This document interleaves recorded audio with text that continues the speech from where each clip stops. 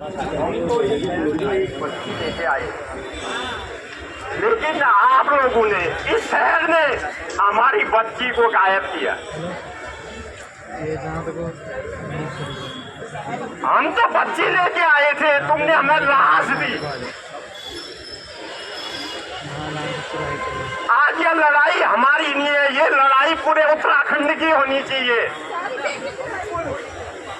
मैं आपको जो जज्बा आपने 2014 में दिखाया था, मैं उसको सल्यूट करने आया था आज, लेकिन आज मैं शर्मिंदा हूँ, सल्यूट नहीं करूंगा इस भीड़ को। मैं नहीं आभार जताऊंगा आपका, नहीं धन्यवाद दूंगा, क्योंकि वो सिर्फ हमारी बेटी नहीं, वो पूरे उत्तराखंड की और विशेष करके हल्द्वानी की बेटी थी। आपने उसको न्याय दिया था, ऐसा आंदोलन किया था कि सरकार हिल गई थी। और मैं इस मंच से एक ऐसे क्रांतिकारी महोदय का नाम लेना चाहता हूं, जो 2014 में इतने बढ़ चढ़ के आए थे। जब मुख्यमंत्री हरीश रावत हमारे घर पर आए थे, 10 लाख का चेक लेके आए थे, हमने उस चेक को ठुकराया था। हमने कहा नहीं चाहिए हमें तुम्हारी सरकार के पैसे।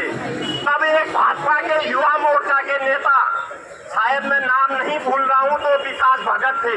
अगर कहीं इस मंच में आज भी मुझे लगता है उनके जज्बे को देखकर, जैसे वो लड़ाई में आए थे, आज वो सरकार के साथ नहीं होके शायद हमारी कशिश ननी परी के साथ होना चाहिए। अगर वो इंसान है तो, अगर वो पार्टी के लोग हैं तो मैं मानूंगा कि तब भी वो आंदोलन तोड़ने आए थे और आज आंदोलन को तोड़ रहे हैं। यह घटना 20 नवंबर 2024 की है, जब 2014 की है, जब कशिश को हमने उसके माँ बाप के साथ हल्द्वानी में एक शादी समारोह में भेजा था।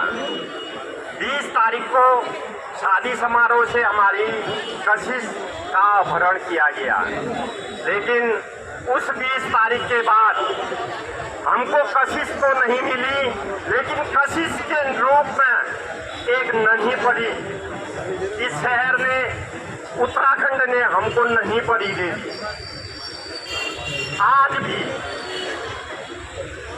हम जब कशिश की फोटो देखते हैं, याद करते हैं,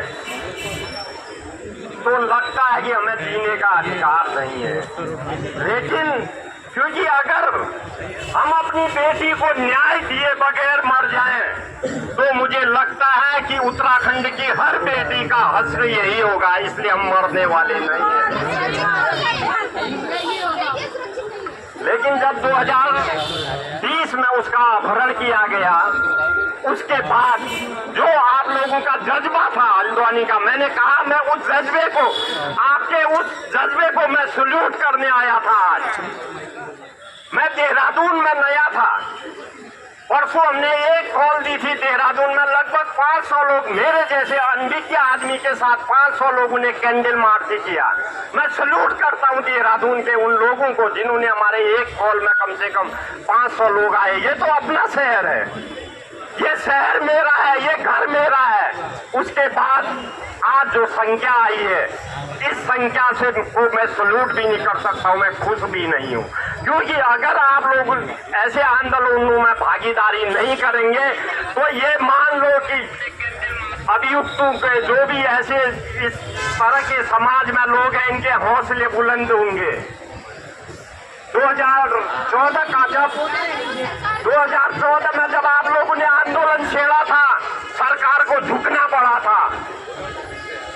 5 दिन के अंदर कशिश का शव एक जंगल में मिला।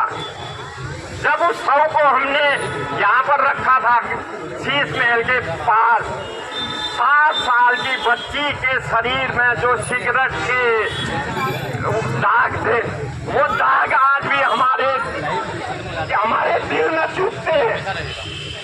आज भी कोई सिगरेट कहीं वो दिखती है तो लगता है कि हमारे कशिश के पूरे सीने में, पूरे बदन में वो सिगरेट के दाग उन दरिंदों ने लगा रखे थे। उसके बाद भी शर्म आती है उत्तराखंड की जनता से, उत्तराखंड की सरकार से। मैं तो सरकार से पूछना चाहता हूँ, क्या उत्तराखंड में कोई वकील पढ़ा लिखा नहीं है? वकील होता तो ये सरकार मध्य प्रदेश से सरकारी वकील नियुक्त नहीं करती, और वो भी हमारे टैक्स से चलने वाला वकील। उस वकील को तनख्वाह सैलरी सरकार नहीं देती, उसकी सैलरी हम जैसे लोगों के टैक्स के पैसे से जाती है। हम तो कहते हैं कि अगर हमारा बच्चा कोई भी कंपटीशन करता है तो उसके लिए कितनी प्रतियोगिता हाथ कर दी जाती है। क्यों नहीं सरकारी वकील बनाने के लिए भी कोई प्रतियोगिता होनी चाहिए? बहुत अच्छी बात कही है। क्यों होगा किसी नेता की बेटी, क्यों होगी सरकारी वकील किसी नेता की बीवी, क्यों होगी कोई सरकारी वकील किसी नेता का रिश्तेदार? मैं पूछना चाहता हूं सरकार से, अगर ऐसा नहीं होता तो उस वकील को कुछ तो पढ़ना आता। भाई उस वकील को तो एक सुप्रीम कोर्ट में इतना भी नहीं आया कि भैया कशिश के ननी परी के परिवार वालों को सूचना तो दें। भाई जब हमको सूचना ही नहीं दी तो हम कैसे गवाही देंगे बताइए आप?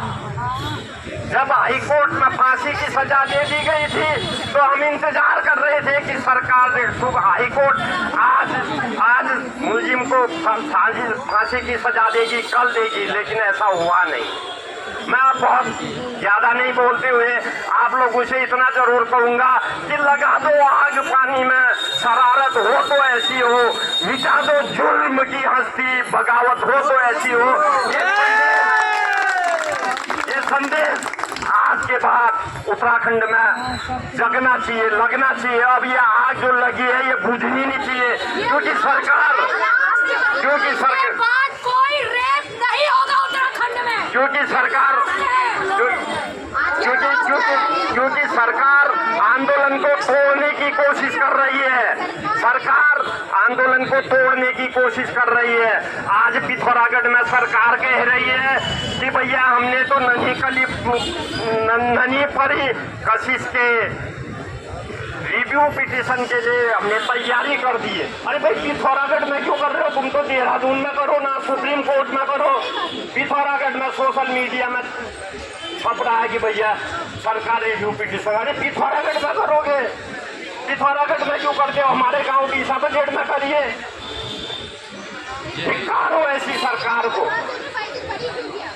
हम कह रहे हैं नहीं, हम कह रहे हैं सुप्रीम कोर्ट ने भैया मुलजिम को बरी कर दिया, वो मुलजिम है ही, लेकिन अगर वो नहीं है तो कौन? हम ये पूछते हैं कि मुलजिम कौन? भैया मैं तो अगर आज भाजपा के लोग हमारे आंदोलन में नहीं आ रहे, मैं कशिश का ताऊ होने के नाते मैं ये इल्जाम लगाना चाहता हूं कि कोई भाजपा का नेता ही तो कहीं कशिश का हत्यारा नहीं। अगर कोई भाजपा का नेता कशिश का हत्यारा नहीं है तो उनको भी आंदोलन में भागीदारी करनी चाहिए।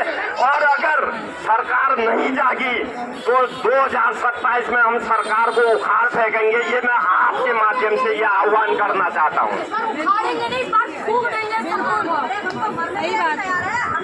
देखिए